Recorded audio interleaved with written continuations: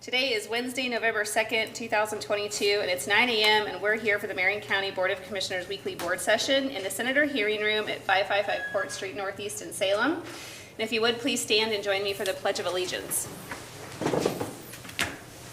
I pledge allegiance to the flag of the United States of America and to the republic for which it stands, one nation, under God, indivisible, with liberty and justice for all.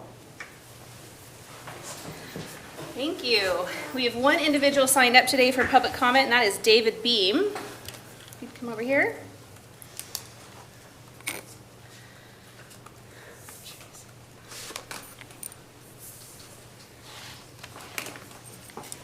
Thank you, Commissioners. I had a meeting with the mayor, the new mayor of Salem. Would you hold the microphone a little closer? Thank you. And did you introduce yourself? I missed that. My name is David Beam. I'm a spokesman for disability people in Salem. I was wondering if we can clean Salem up a little bit more, because a lot of homeless people causing some problems for businesses downtown. But I was wondering if we can get funding for that, emergency funding for that, because the winter's coming, and I think we need to get it done as soon as possible for the next session. Well, thanks, David, for being here. This is a great ongoing conversation, and you're right on all points. And I'd like to be on the task force for it and get it done. Well, I know that you know Mayor-elect Hoy. I think did he get sworn in this week? Yes. And they're their own jurisdiction, so they have their own budget and they set their own rules. And as county commissioners, we cannot tell them what to do. No, I'm just saying I'd like to be on the task force for that, and I can work with both sides and get it done right and get it done. Well, there is an organization called the Mid-Willamette Valley Homeless Alliance that meets monthly, and it is open to the public, but it does have a board, I think, of 24 seated members currently. There's nothing preventing you from participating in that as a citizen, but currently we don't have seats open for a task force. But I would encourage you to definitely talk to Mayor Hoy about your interest in that and see what the city of Salem is going to be doing going forward with their budget to manage their policies. I've been talking to him, and he said I can bring that up to the legislature too. That's great. You should absolutely do that. And actually, we'll be working on some stuff at the legislature next year, and I'll be sure to loop you in on that. And I would work with you. I believe you. I love your activism. You're so great at it. Thank you. Thanks for being here. Thank you. Have a good day. Commissioner. Good morning, David. All right. And now we will move on to our first and only presentation today. For SEDCOR, the Strategic Economic Development Corporation of the Mid-Willamette Valley Quarterly Report. Adam. I look at the audience, there's a bunch of people. I don't know who I'm introducing first. Hi, good morning, Commissioners. My name is Adam Franco. I'm with Marion County Community Services. I'm the Economic Development Specialist. I'm here to introduce Eric Anderson and Nick Hargill of SEDCOR to do their quarterly presentation for their business retention and expansion work with Marion County. Their current contract is $160,000 a year for the past 5 years, and it is set to expire in June 2023, and those funds are lotto funds. Thanks, Adam. Good morning. Good morning. Long time no see. I know. I do this more often. Although I did not see you in person yesterday. I did see you on the screen. And we saw you. That's good. Yeah, I'm sure you did. I was the biggest head in the room. Yeah, it's just that one right there.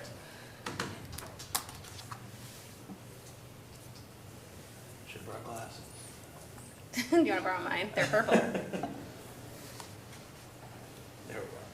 Well, good morning, Chair. Good morning, Commissioners. Hopefully we have some new or different information for you this morning, at least some things that we didn't cover yesterday in a kind of overall discussion. But thank you for asking us to be here. Just as a reminder, I know you were all in the know, but SEDCOR leverages public and private partnerships to grow, retain, and attract high-value jobs and capital investment to the region. And our informal motto is "We know a guy" or "We know a gal." It's really making those connections with the community and the businesses that we serve. I'm Eric Anderson. I'm president of SEDCOR. Carvel is our business retention and expansion manager for Marion County. Nick, I will hand it off to you for the Sandium Canyon discussion. Good morning, Madam Chair, Commissioners. The community center at Detroit is all done. I think it looks really, really nice. It's going to be a nice shining star up in the canyon. The shed rebuild program has started back up again. Troy Goldstrom and Julie Fuscoli from Southtown Glass, who's also was the president of the National Association of Women in Construction, the Salem chapter, have got it all fired back up.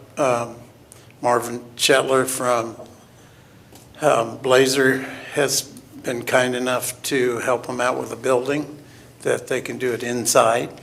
We started out up at the church in Mahama, building them outside, which was okay for a while.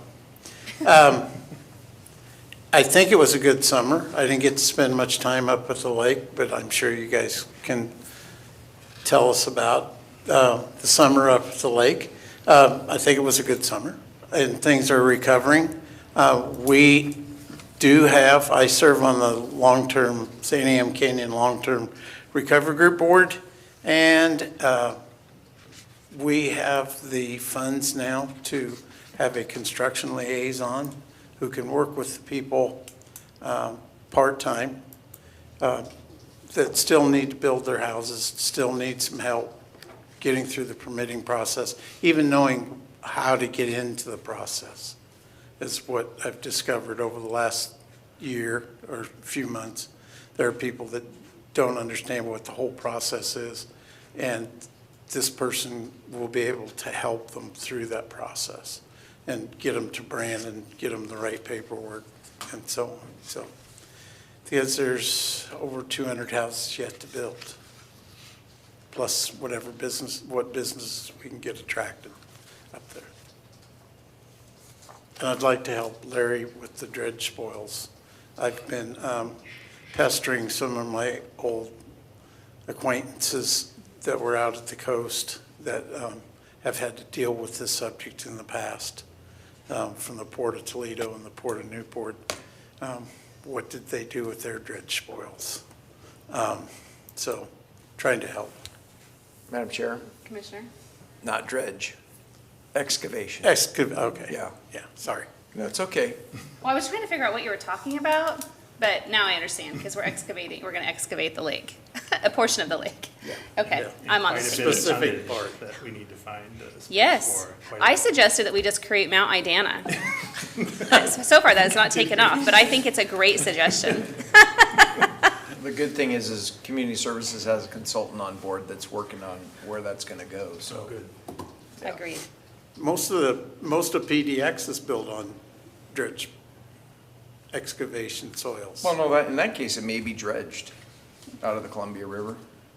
Yeah. Anyway, Thanks, Nick. Yep. I'm excited for the construction consultant to come on board. Has he started? I know Kevin Dial mentioned that he was going to no, be. I was telling Chris, I got the job description written for it, and then we tweaked it last week. Our executive committee meeting starts in 15 minutes. Okay. And I'll miss it, but, Oh. I think we're trying to move ahead and identify a couple people for that position. Hopefully they've got somebody retired maybe. Yeah. Who's a general contractor that understands and probably already has a relationship with Brandon and everybody, so that would be ideal. It would be ideal. As soon as you get the job description available for posting, would you forward it to me and I'll send Yes. it around? I'm Yep. sure there is somebody eager to help in this role. It's such a heart-forward opportunity, and I think somebody with expertise who enjoys building would really enjoy the job. And, we still have almost 300 households that are looking for a permanent home in the canyon. Yeah. And I think it's 97 of those 300 own their own land, which means there's 97 opportunities for this individual to help somebody build a home. We just have to figure out how to get them the funds from Oregon Housing and Community Services, which we're aggressively trying to do. Thanks for all your work on that. Sure. Nick, we'll continue on with the business retention expansion projects. We did talk a little bit about this yesterday. Yeah, but we have a lot of projects going on in Marion County right now. Some of them in the northern county, I have three separate projects in the north part of the county, somewhat related to airplanes.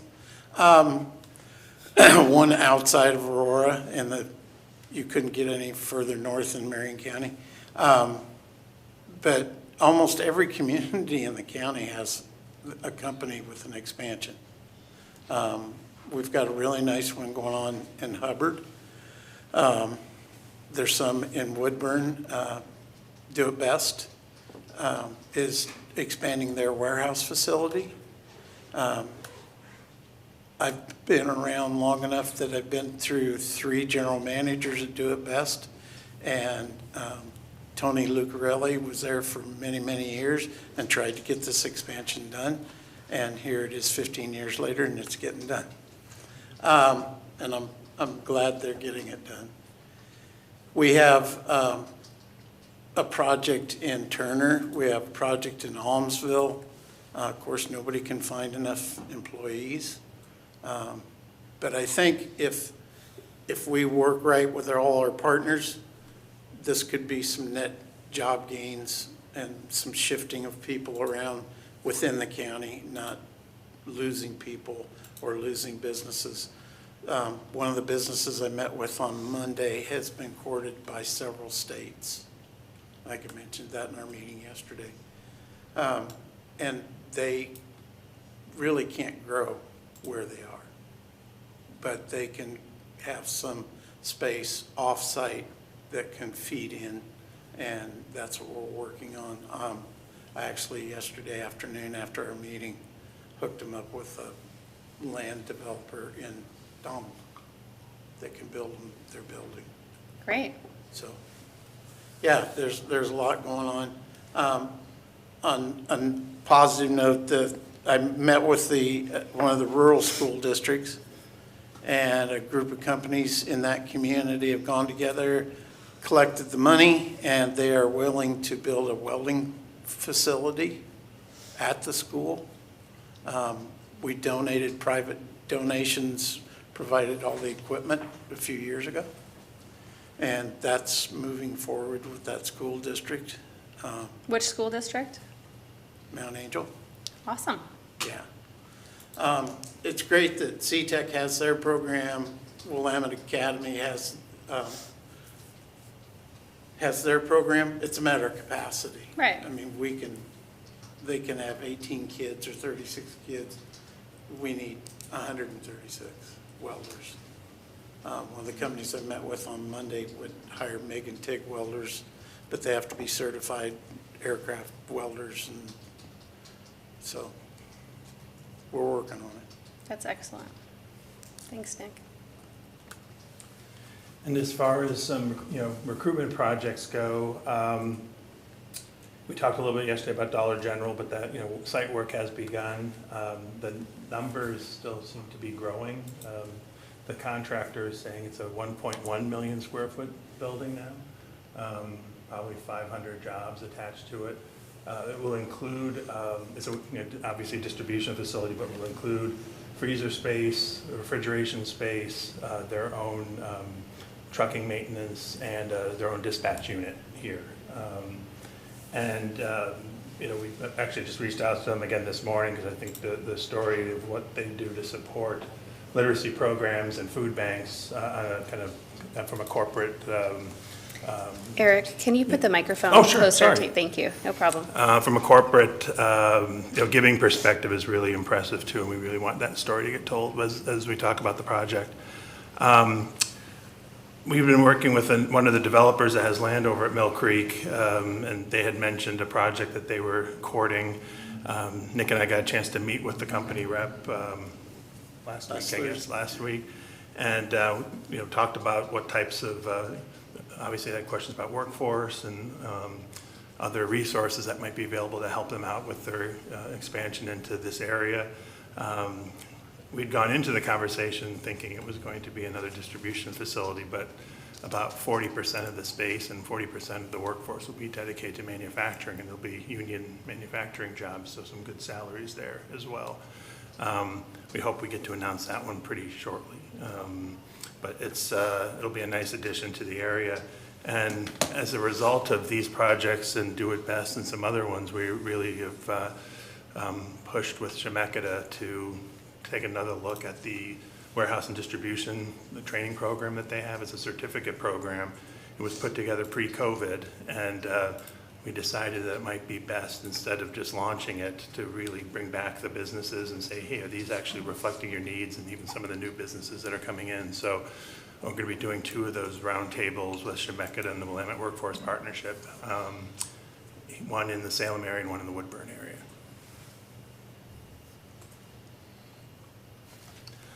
In the innovation and entrepreneurship space, you know, I know we've talked about the Small Business Technical Assistance program that we have, but we've been, it's been really inspirational to be working with this, with the Latino Business Alliance, and Marion Advanced Economic Solutions is his company, to provide culturally and linguistically appropriate training for entrepreneurs. This builds on a $100,000 micro-lending program that LBA is putting together. We've connected them with the Council of Governments to put that program together and tie it into this. And we're up to, I think we have 60 or 70 businesses and entrepreneurs on the list. 25 are regularly going into the classes each week. That also includes mentorship and counseling. And we'll be doing a second cohort of this group, of a new group starting in January. We've applied and actually just secured funding from the U.S. Small Business Administration for a 5-year contract to continue our ag innovation work in the region, which is really exciting for us. Our Economic Development Administration grant closed as of the end of October, so good timing on our part for this program. Lets us keep doing our activities here. And I think the one good thing about this for us is that we define it as the whole ag supply chain. So, you know, food startups to agriculture, and the larger food processors are all part of this. We also got funding for our regional innovation hub from Business Oregon. So we're bringing together lots of different partners in the region to talk about their innovation needs from different industries perspective, entrepreneurial perspective. I think we're getting most of the 4-year schools in Chemeketa together to have this conversation too about what resources they have and how we can amplify what they do for small business and for businesses in the area. We're contracted with Eco Northwest to do the strategic plan. We're also coordinating with the Council of Governments because they're starting their comprehensive economic development strategy, and there's only so many people and so much time to participate in planning processes. So I think our relationships with our partner organizations really helps us to try to coordinate for those kinds of opportunities. And that way we're only asking a business once to the table as opposed to 4 or 5 times. And I think that's kind of our overview of what we've been up to last quarter. So certainly pleased to answer any more questions you have. Where's the site of Dollar General? It is it's at Mill Creek across from Corbin. It's in that corner of the... So kind of back along Cordon Road? Yeah. Tucked back, because I saw the freeway. I just couldn't figure out exactly like... I think that's still a bit of a rendition, but yeah, you're going to start to see a lot more activity down there. I think, you know, we've been talking about how there's no land, and then people go like, well, there's all this land. Yeah. It's been under contract for a while, but the Dollar General, I think I've told you, first contacted us in January of 2019. So these are, you know, can be very long processes of getting them to where they are now. Excellent. It seems like a great location for them. I know there's a couple of Dollar Generals up the canyon. I think 3 actually, which I have learned is a great little spot. I bought an umbrella there on Halloween. I was like, what is this place? It's not a dollar store. It's much more grand. Commissioner Willis, you were there at our, you know, when we had the company there, and I think we were all impressed at the logistics behind what they do. I mean, I think that's not something you inherently think about when you see a store, you know, or 3 stores in the canyon, but when you start to, I just came back from a road trip down in Utah, and, you know, quite literally in the middle of nowhere, there will be a Dollar General. And yeah. You think, how do they get, you know, so it's a really, they're very proud of the investment that they made in their logistics. It's very popular in the Midwest. My mother-in-law lives out in Missouri, and I have a brother-in-law and sister-in-law in Illinois, in both very remote areas, and Dollar General is like the go-to place, which I'd never heard of it before I'd gone to the Midwest. Yeah, they've been working on expanding here for the last 10 years. And, Yeah. they're everywhere. They're One in Silverton, there's one in Almsville, they're down in Jefferson. Yeah, it's an interesting way. It's interesting that they planted all the stores and now the distribution center comes in and it's a few Figure out years where later. everything's selling and what's Yeah. moving. Madam Chair, I want to make a comment about the Mill Creek. You know, I remember, I think 2005, I was in the legislature and DOC identified Mill Creek as surplus property. And here it is, 2022. Is that 17 years? And we're about almost built out, right?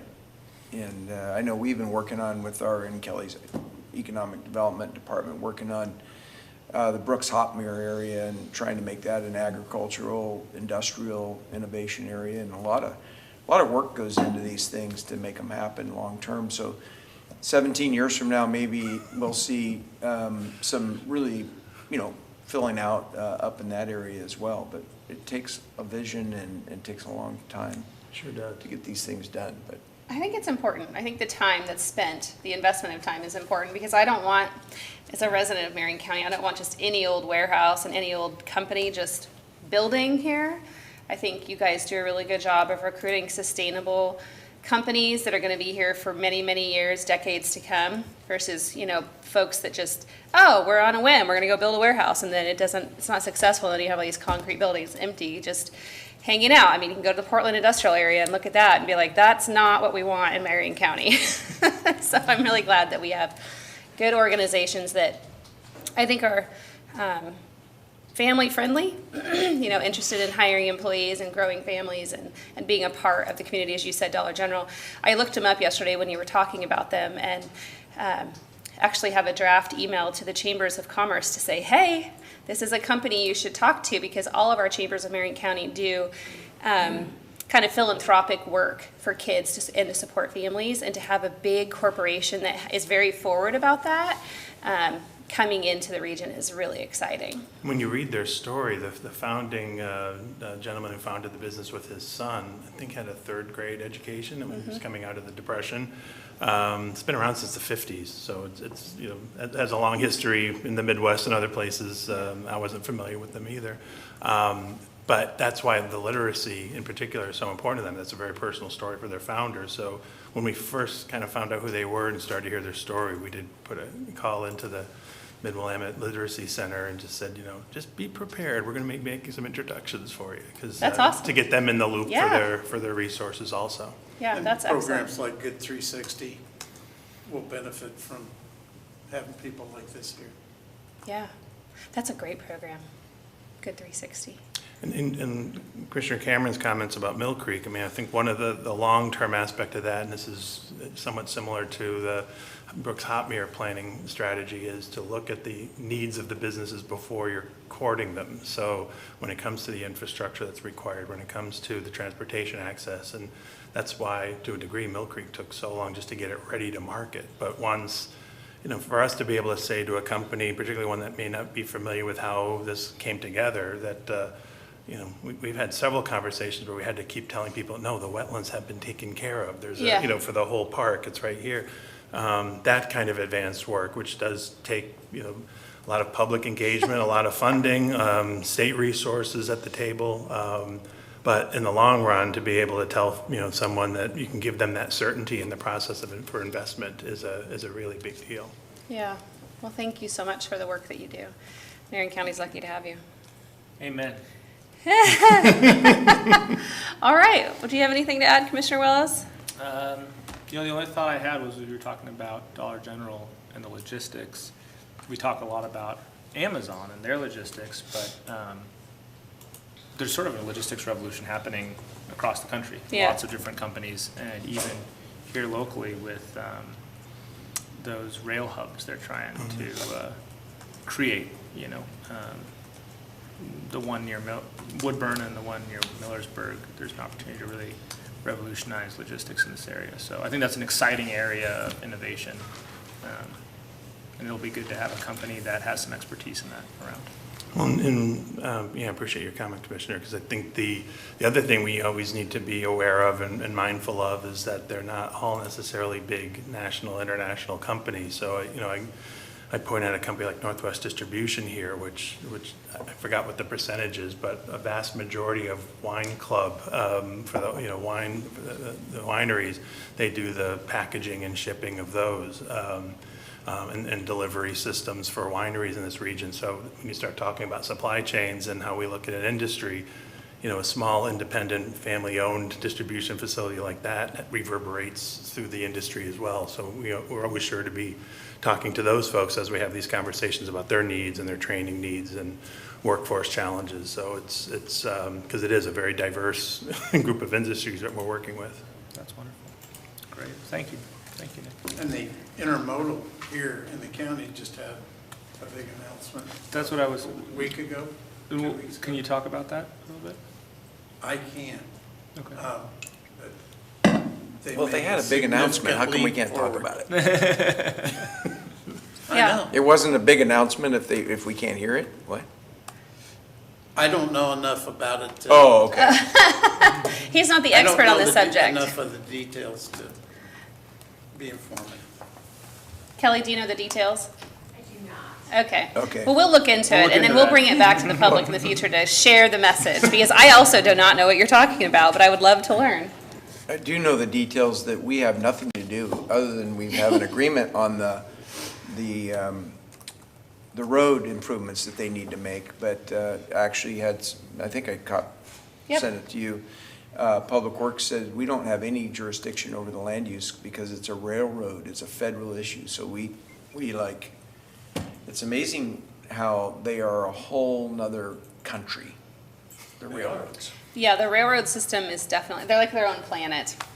And we are not invited to participate on that planet. Well, it sounds like a good topic for a SEDCOR forum on what's happening with the logistics. I think that's a idea. great idea. So Yeah, we'll take that back. perfect. Great. Well, thank you both for being here Thank today. you. Thank you for your time. We try to stay dry. All right, now we'll move on to the consent calendar. Commissioner Willis, would you read that? Consent Happy to. agenda. Under Whatever it Public is. Works, Madam Chair, I move that we approve the consent agenda. Under Public Works, approve a resolution to initiate amendments to the Marion County Comprehensive Plan, to consider concurring with an amendment to the City of Sublimity Urban Growth Boundary and scheduling a public hearing for January 11th, 2023. I'll second the motion. We have a motion and a second. Is there any discussion? Hearing none, all those in favor, please say aye. Aye. Aye, the motion passes. And now we'll move on to our items under action. Today, we'll start with Health and Human Services to consider approval of the incoming funds intergovernmental agreement with the Oregon Health Authority in the amounts of $6,318,421.64 for behavioral health housing through June 30th, 2023. Ryan, good morning. Good morning, Commissioners. For the record, Ryan Matthews, Administrator with Marion County Health and Human Services, and I am here seeking approval of an incoming funds agreement with Oregon Health Authority for the $6.3 million, and this has a goal of increasing bed capacity for behavioral health housing in Marion County. I just wanted, as a reminder, this was brought before the board a few weeks ago for consideration, and it was paused so we could have some other conversations with Oregon Health Authority, which we have since had. We met with Oregon Health Authority to talk about really the fact that this is there's a component of the behavioral health housing system that this contract is aimed to fund, and that's really the infrastructure and initial capital investment. But then there's the ongoing service delivery and ongoing funding, including licensing of these facilities and oversight that really falls with Oregon Health Authority. So we wanted to have some assurance that if there are investments being made in our community, that there's ongoing funding and there's going to be an effort to sustain these into the future. So following those conversations with Oregon Health Authority, where I felt like we got enough of an assurance that we could, reasonably expect to get at this time, that I wanted to make sure that we brought this before the board for further consideration. Just as a reminder, this really is funds that we would be doing an RFP to our community network of providers, hoping to incentivize the capital investments to help build residential treatment facilities.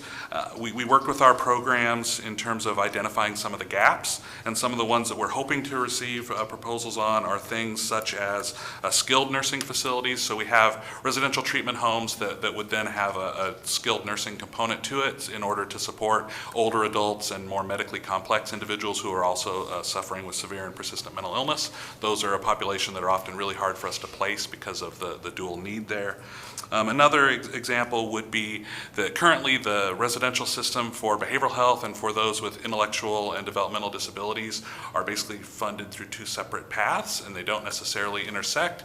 But unfortunately, the population that gets served is not in as clean of a bucket, and there are many people with intellectual and developmental disabilities that are also experiencing behavioral health challenges and really need a residence that is equipped to kind of handle both of those needs. And so we're looking at areas like that for investment in Marion County, things that have been long-standing gaps.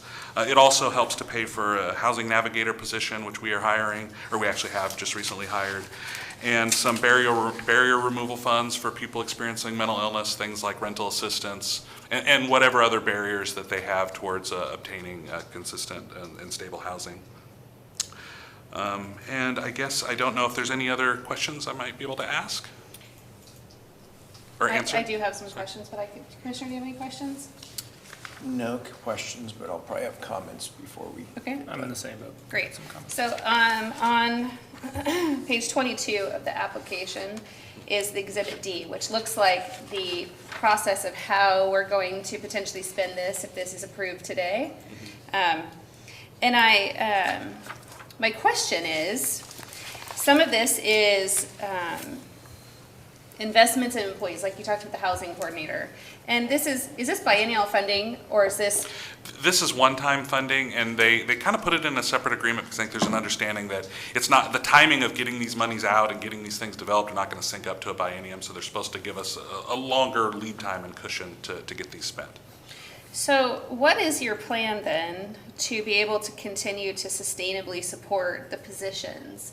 I mean, I know that we get other funds from Oregon Health Authority, and every single year you're kind of playing the shell game to make sure that the needs of the community are being met by investing in those positions. But so aside from the fact that the FTE question, which I'm interested in, my other question is, some of this is really necessary. I understand that we have a need for additional IDD treatment beds, which is it shows that there's a purchase of a home. Do you have an idea of how many beds would be in that home? And I know you have to put out an RFP in order for that to be run, because it'll be run by by a private provider, I assume, not us. Correct, yes. And what is the expectation of the county for them to be able to sustain that investment? Yeah, so the beds, usually it's a 5 or a 7 bed facility. That's usually sort of the number of beds in these type of residences. It'll depend on, I mean, that would be part of what the provider's proposal would be, because it'll also, depending on the size, is sort of the level of staffing that they would need to have. And there's also, when they start to negotiate with Oregon Health Authority for ongoing funding, the number of beds in your staffing model triggers like your bed rate. They're fixed rates. So I think each individual provider probably really has to kind of evaluate their program in terms of size and where their break-even points are, and in terms of staffing and overall costs. So in terms of sustainable funding, that is really where they're going to have, I mean, they're going to have agreements with Oregon Health Authority for that, for the services. We only are going to pay the infrastructure, which oftentimes is the biggest barrier to getting somebody to develop something, is they don't have the upfront cost to get it started. But once they're there and operating, whether it's billing services to Medicaid, if you're serving a Medicaid population, or if you are billing the state for people that don't have other resources, there are billing mechanisms with the state to get paid.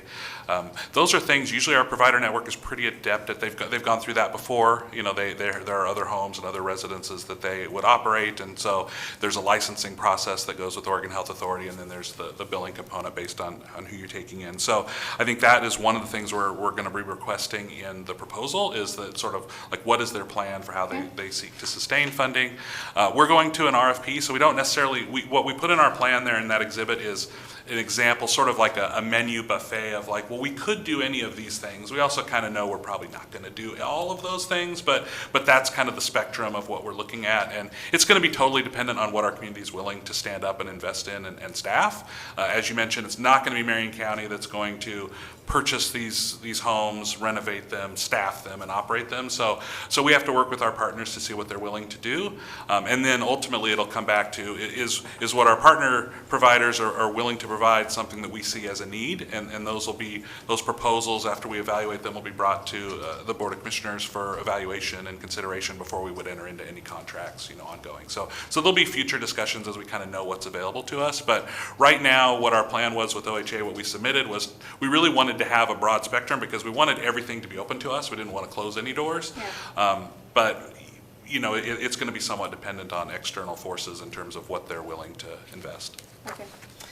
So, Oh, and sorry, I didn't mention the FTE question. So sorry, the FTE, initially we have funded that with these dollars, and we would continue to do that as long as we have these.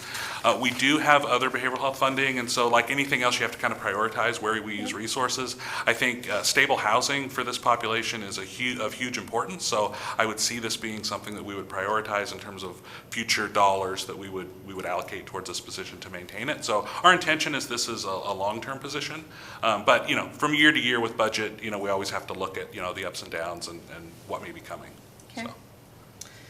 So. So for me, I am gonna support this today, as you're aware, Ryan, because we had a very lengthy conversation about it. But my comments on it are specific to the fact that every elected official who has the ability to decide how to spend taxpayers' dollars should do it with the acute intention of it being the best investment in our community.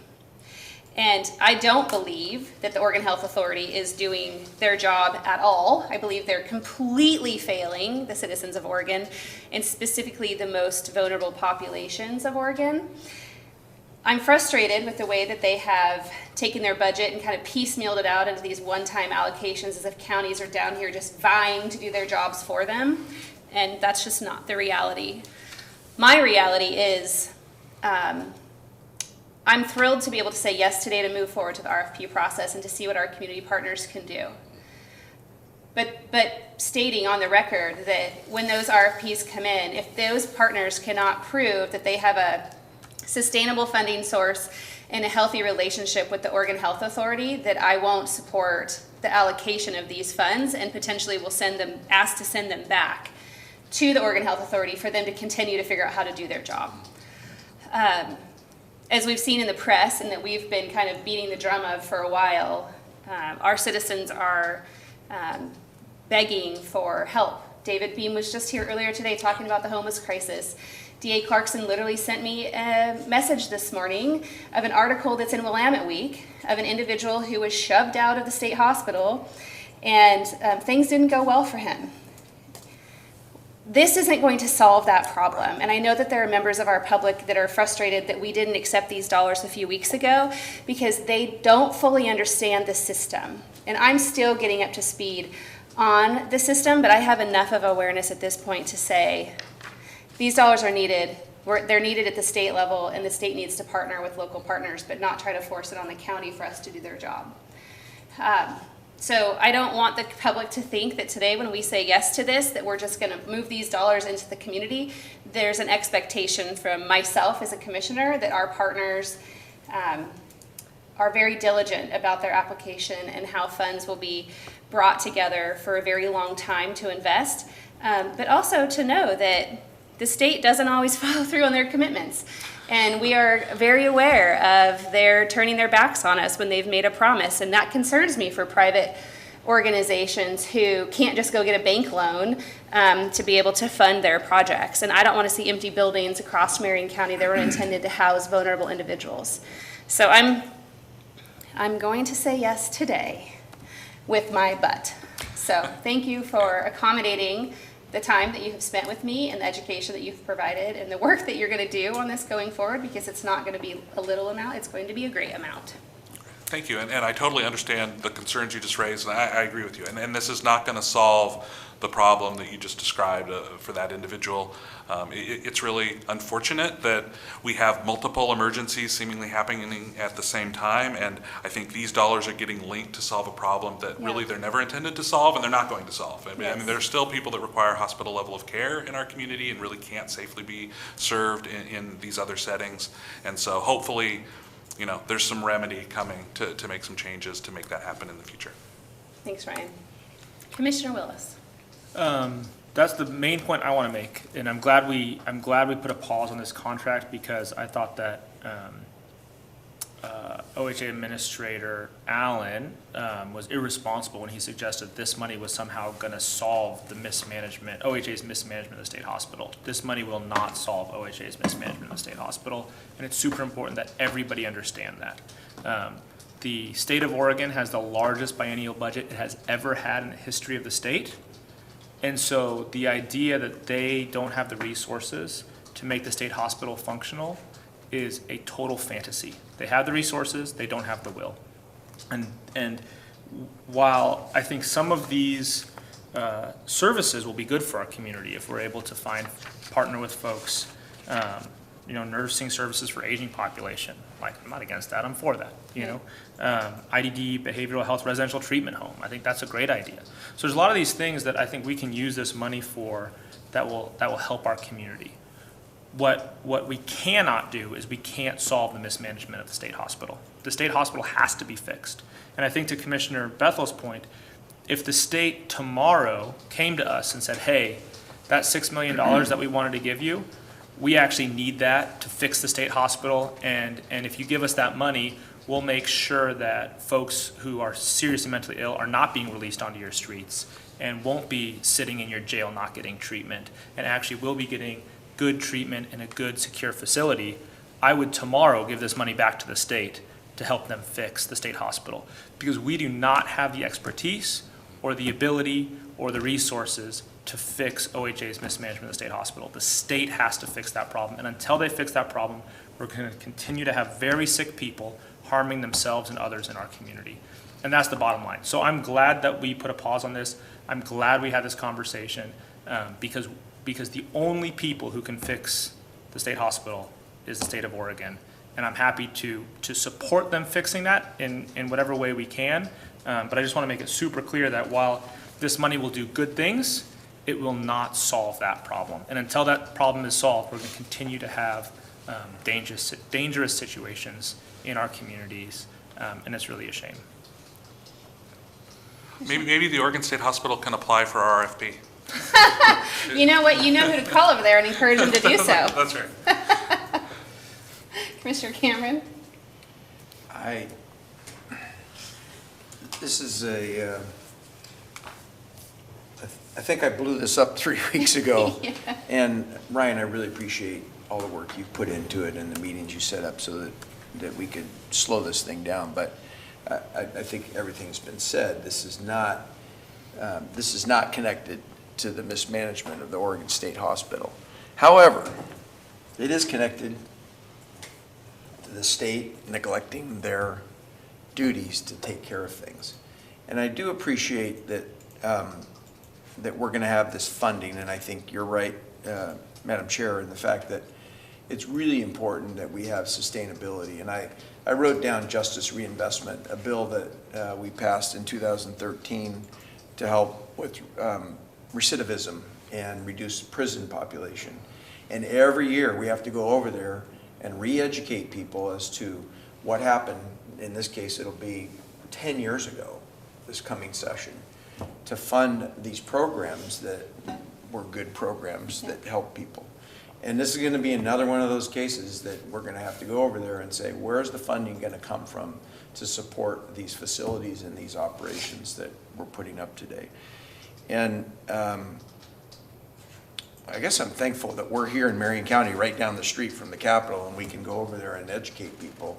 And at least our local jurisdiction understands those things. But this is another example of it will help for this population, but it doesn't solve the problem that, and I don't know if you mentioned the article. I heard you mention the article, but The one I sent this morning? I got it from our district attorney earlier today. It's in Willamette Week, and it talks about what's happening at the state hospital and how it affected this individual in Washington County. And those are the things that we are really concerned. And I appreciate your comment. Like, if you need this money to fix your problem, to take care of the things that you need to take care of, we're happy to just send it that way. And I know you smiled and you laughed about it, but I'm Oh, really. absolutely, yeah. I am really concerned about the safety on the streets of, in the state, but also in Marion County, because the state hospital is right down Center Street, really close to our juvenile department and very vulnerable populations that are around there. So I did say my statement. I'm ready to make a motion, Madam Chair, if you would like. I would like the I'm not going to motion. blow this up today. That's okay. I mean, it's very important. I think I would really love to be able to just sit down with the community, all of the folks who care about the vulnerable populations. In that article you talked about, the title is "The Oregon State Hospital Tossed Out a Schizophrenic Man with a History of Violence.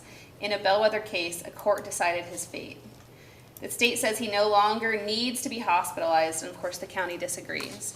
And I wonder what his victim thinks. 55 arrests. Yeah, I mean, it's a situation where, let's say that with these dollars, I actually talked to the partner of an organization that potentially be coming forward for an SRTF here locally yesterday. And he was asking me about my thoughts and concerns around these funds and what I might take today.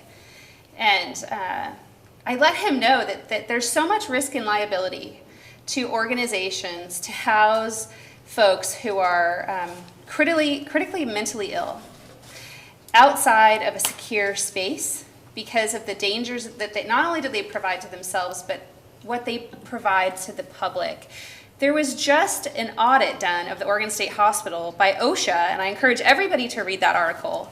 It was a great article that explains how the employees of the Oregon State Hospital every single day are damaged, beaten, and harmed by the residents of the hospital, and that there's policies in place that prevent these employees from taking action to save themselves because they have to protect the client, the patient, which I understand because they're not in their right mind. And here we're asking to move those folks from the hospital, and not we, being the state is asking for counties to absorb that risk in passage of pushing this through to private providers. In our communities, in our neighborhoods, there's a residential treatment facility in the city of Woodburn. Ask the city manager of Woodburn how he feels about what's going on up there and the neighbors of that organization. This is dangerous. At the base, it's dangerous. And it's not because we don't care about these folks. We do. We care about them so much that we want them to get the treatment they deserve in a safe environment that helps them be healthy individuals wherever they may reside. So this is a very, very deep problem. And this is just a very, very thin mask, I think, for the state to say they're trying to solve it at the local level. All right, Commissioner. All right, Madam Chair, I'll move that we approve an incoming funds intergovernmental agreement with the Oregon Health Authority in the amount of $6,318,421.64 I'll second the motion. for behavioral health housing through June 30th, 2023. I'll second the full motion. A motion and a second. Is there any further discussion? Hearing none, all those in favor, please say aye. Aye. Aye. Aye. The motion passes. Ryan, just before you run off, Monday I had a great conversation with Judge Boreals and several members of our community-based organizations around the challenges that we're facing in the behavioral health system.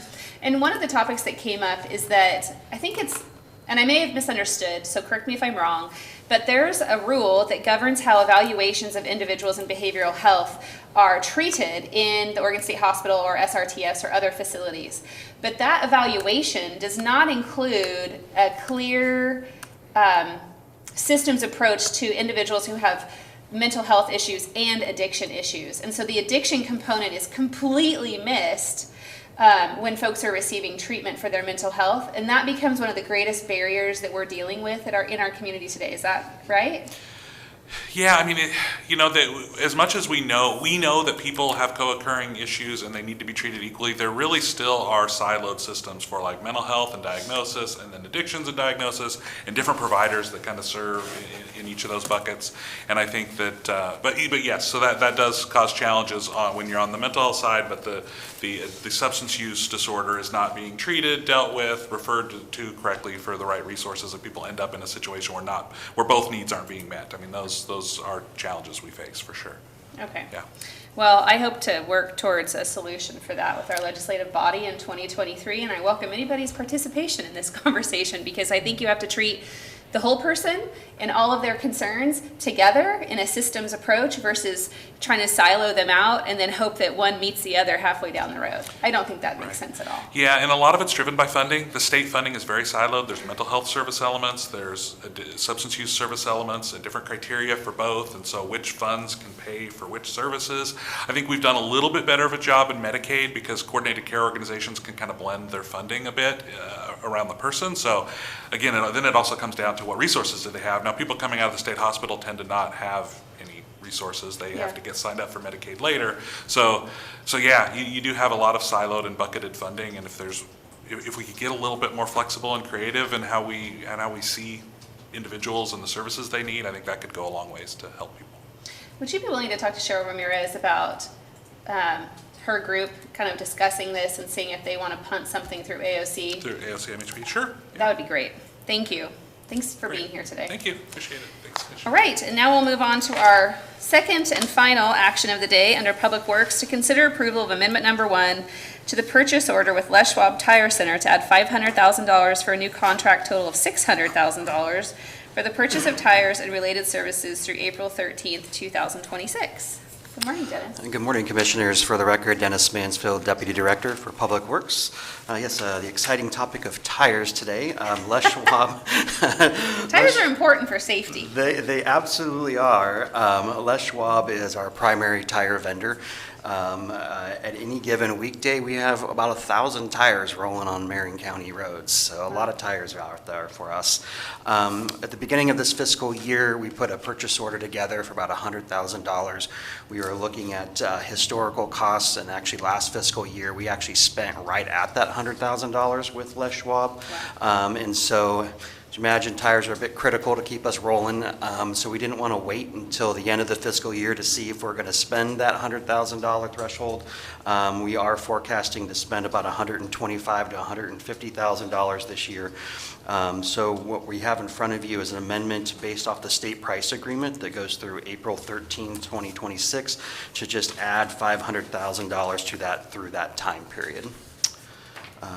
With that, I'm open to any questions you might have. Do you have any questions, Commissioner Willis? Just bought tires for my wife's car the other day, and they were $1,000 for a set of 4 tires, so this is not a Expensive. cheap operation. No, I definitely not. literally just called on Monday, and I wish I could get a $1,000 bill. Mine's gonna, yeah, it's gonna be almost $1,500 this year. And 4 years ago, or I think 4 years ago, when I had the same set, exact same set put on, it was only $800. So I just read in your report that inflation is really driving the cost of this need. And you're right, I'm literally going to be paying $500 more because of inflation. Yeah, That's crazy. it is crazy. Well, it's necessary. Commissioner Cameron? Any Good. questions? Nope. Great. Commissioner Willis, would you make a motion? I'd be happy to, Madam Chair. I move that we approve amendment number 1 to the purchase order with Les Schwab Tire Center to add $500,000 for a new contract total of $600,000 for the purchase of tires and related services through April 13th, 2026. I'll second the motion. We have a motion and a second. Is there any further discussion? Hearing none, all those in favor, please say aye. Aye.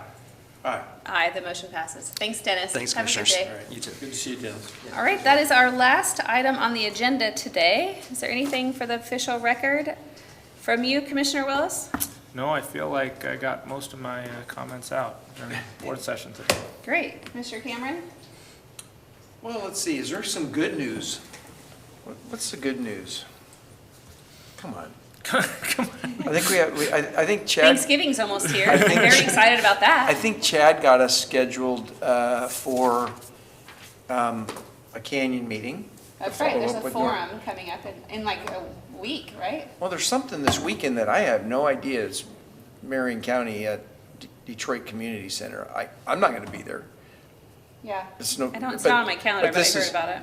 But this is, yeah, this was, I think, more with Public Works. It's gonna be up at the church at Gates, I think Gates Church, where we can update people on building, some of the things that Nick was talking about. That's on the schedule, that's gonna come up. There's snow in the mountains.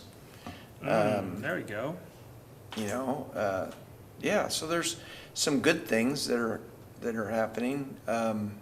We do have an election a week from yesterday coming up, and so last Wednesday, Is there an election? yeah, I don't have cable TV, thank God, because all I hear is complaints from people about all the ads that are happening. This will likely be the most expensive election in Oregon history, I'm sure of it.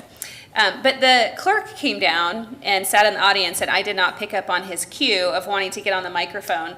And what he wanted to share, and we did do this, I did a live video on Thursday morning last week with Brian Van Bergen in the clerk's office about the fact that there is mail theft happening in Marion County, and ballots are being stolen. So the message from the clerk would have been, if you did not have your ballot in your hand by last week on Tuesday, you should be calling the clerk's office and requesting a track of your ballot, and learn how you can come down here to our building at 555 Court Street and go to the second floor and have them print you a second ballot, which would be called your supplemental ballot. Your first ballot becomes void, and you can vote right here in our building and put it in the ballot box. There's not a single reason, especially as of today, that you should not have received your ballot. So, call the clerk's office. I don't have the phone number memorized to tell you. I'm so sorry. But I will be sure to put it out on social media again today. Everybody should be voting. And I would really love it if folks would not put their ballot in the mailbox, if they would just put it in a ballot box or bring it down here and drop it off at the clerk's office directly, so it's assured to be counted. And if you have not signed up for the Track Your Ballot app, link that sends you a text message and an email when your ballot has mailed and then been counted, I encourage you to do that, and you can do that on the clerk's website.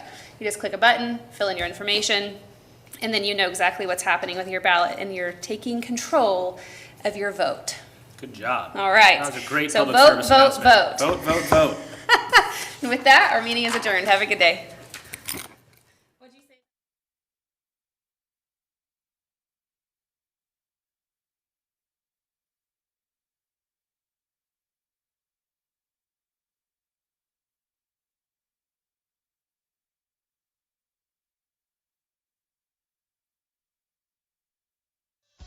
For more videos and information, go to capitalcommunitymedia.org and follow us on social media.